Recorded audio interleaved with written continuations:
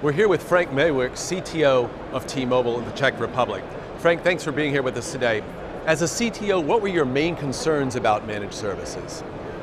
Well, the first concern was if we will be able to find and to select a partner who is willing and able to build a sustainable long-term business model with it, because it's pretty much different compared to software and hardware business. And together with this, it was about avoiding operational risks and making sure that our essential processes which are in place today are not being destroyed.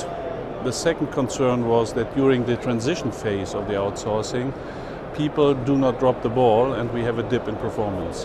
What is the scope of the work that you've outsourced to Huawei? Well, actually we are outsourcing the field operations and maintenance and the network deployment organization. Plus, and that is important, all the subcontractor contracts.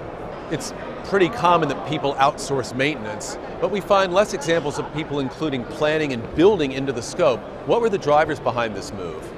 Maintenance is quite common to be outsourced, but there's a different mechanic behind it. So maintenance is a kind of stable load of a well-skilled organization, whereas the deployment organization is following kind of volatile utilization and efforts. Therefore, there is a lot of sense in making a supplier, bringing a supplier in the position to serve more customers and get rid of the volatile behavior and load of the situation. And that is, for me, a much stronger driver than just outsourcing field maintenance. I believe personally that the business case is much stronger for network deployment than for field maintenance. What's the current status and progress of the project? So we transferred the employees approximately 5 months ago. And now we are in the stability phase, so we are monitoring all the KPIs, all the performances, and discuss it with Huawei in order to have last improvements and fine-tunings. And the last step we have to take is about the IT processes, which have to be fine-tuned and implemented as well. In this implementation, about 120 T-Mobile staff were transitioned to Huawei. What did T-Mobile and Huawei do to ensure this was a seamless transition? Well, first of all, as I said before, we took a lot of effort into communication, so we had been open, transparent with our employees.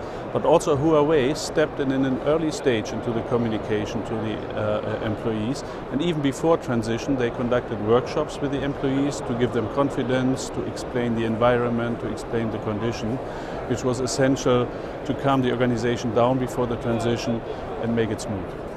And second thing, is that we took a lot of effort together with Huawei to explain the packages itself, the work packages itself, in order to have a smooth transition here as well and people continue to work on the rollout. You've signed the contract and now it's time to face some of the challenges in the implementation. What were they and how did you overcome them? Well, after the contract, we experienced that Huawei was very quickly going to efficiency gains, probably slightly too quickly, so we discussed altogether the situation and went a little bit back and concentrated on stability first. A second challenge is that our employees, they have to switch from a colleague-to-colleague attitude to now a business-to-business attitude, which is also not easy for our organization. Another very operational challenge was that both parties underestimated the IT processes. So we decided both together to spend more resources on fixing the IT processes and the tools.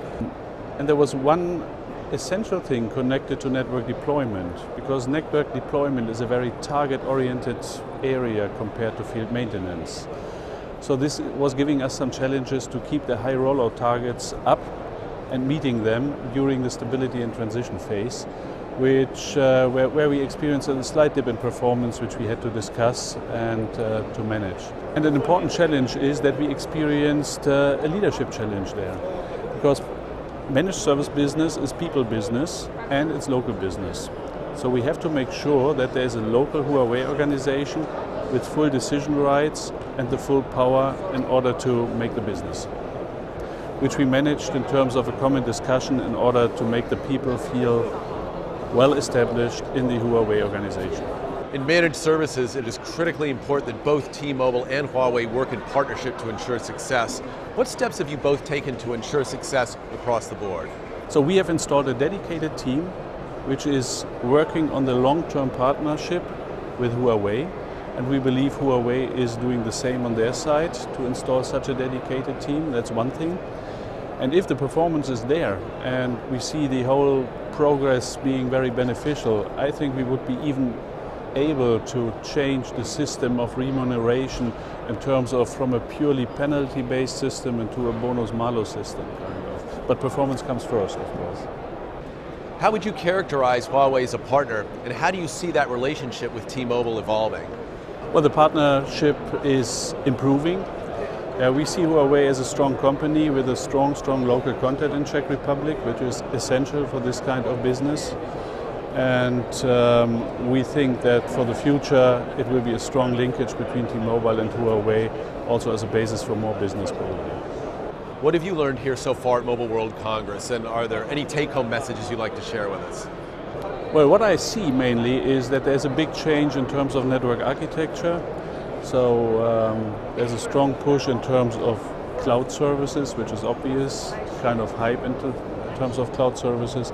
But I see that the architecture is changing in a way that there's a strong virtualization, which is hardware independent, putting a strong virtualization on the hardware and having really centralized approaches with a centralized management. I like that very much because I think it gives us a lot of efficiency potential for the future and changing the network architecture in a more IP-based future way. Frank, thank you for taking the time to speak with us today. Thank you.